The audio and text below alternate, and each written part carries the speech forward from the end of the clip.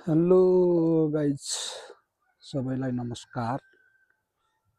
म अहिले समय ठ्याक्क यो ढुङ्गे साउको तलको यो पिस्टेल ड्रिम पार्कमा को अगाडि छु, गेटमा।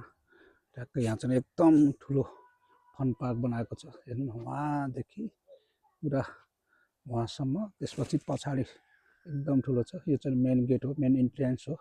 त्यहाँ चाहिँ टिकट काउन्टर पनि रहेको छ। अनि चाहिँ नि अहिले यो जाडो मौसमले गर्दाखेरि त यो अहिले चलेको छैन। जाडोमा त अब मान्छे स्विमिङ गर्ने कुरा नि भएन। त्यसैले चाहिँ अहिले चाहिँ नि यहाँ मान्छे चलपल छैन। भित्र स्टाफहरू मात्रै आफ्नो कामहरू गर्दै हुनुहुन्छ।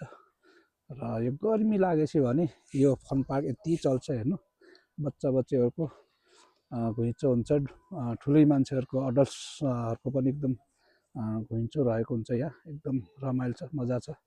भित्र गएपछि त झन् दामी छ। अहिले अब त्यहाँ टिकट काट्नु पर्ने हुन्छ, त्यही कारणले गर्दाखेरि म अहिले भित्र जान सकिनँ। किनभने अहिले जाडोमा चाहिँ नि भित्र गएर केही स्विमिङ गर्ने कुरा नि भएन।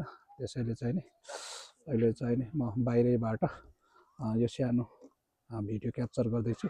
र तपाईँहरू पोखरामा हुनुहुन्छ भने समर टाइममा चाहिँ नि तपाईँ मजाले यहाँ फन पार्कमा बच्ची लिएर आउन सक्नुहुन्छ है त। यति भन्दै आजको मेरो यो सानो भिडियो अन्त गर्दछु।